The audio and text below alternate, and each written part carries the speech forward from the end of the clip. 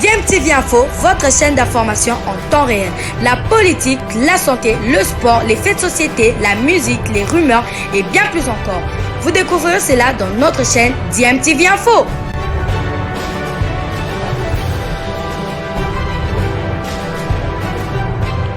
Vous êtes sur DMTV, bonjour ou bonsoir, tout dépend de l'heure à laquelle vous nous suivez. Tout plaisir est pour nous de vous retrouver, mais surtout de savoir que vous êtes nombreux en train de suivre votre chaîne YouTube DMTV. DMTV qui vous propose l'actualité, vous propose également des analyses et des réflexions sur des sujets d'actualité, sur des faits sociaux, ou tout simplement sur des réalités que nous observons ici chez nous en République démocratique du Congo.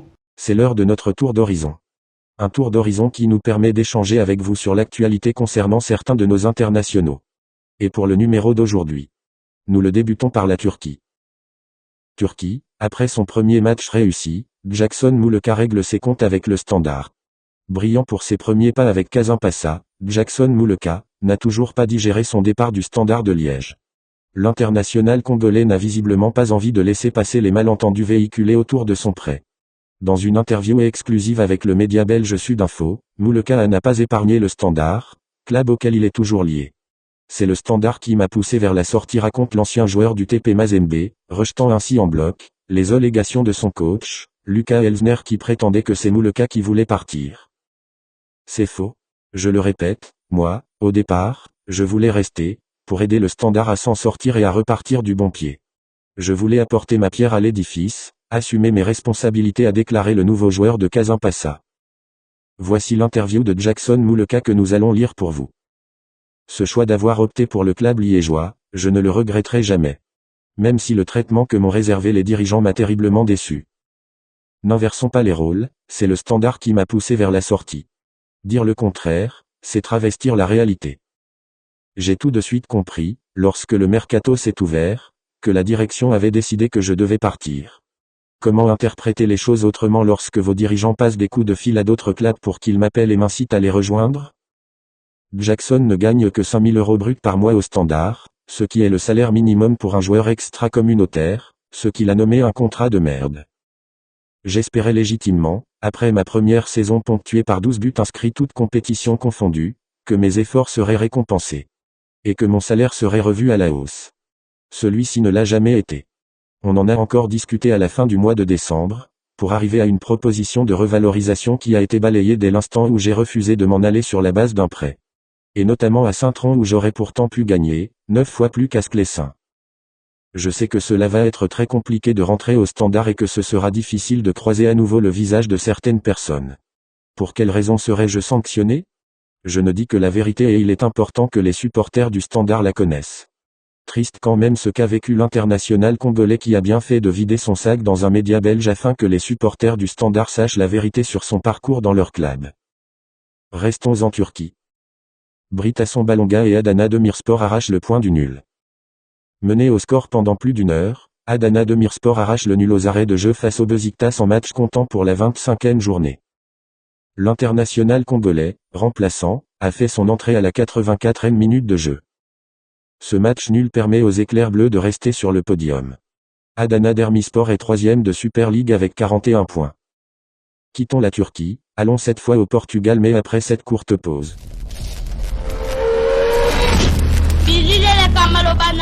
Chancel Mbembadi, le demi-dieu congolais, se distingue individuellement. Auteur d'une performance XXL cette saison en cours avec le FC Porto. Le défenseur congolais a été plébiscité meilleur défenseur du mois de janvier du championnat portugais. Chancel Mbemba a recueilli 13,91% des voix des principaux entraîneurs de la Ligue. Il a devancé 2 défenseurs portugais, dont Ruben Fernandes, de Gil Vicente, 13,25%. Et Gonçalo Inácio, du Sporting, 11,92%.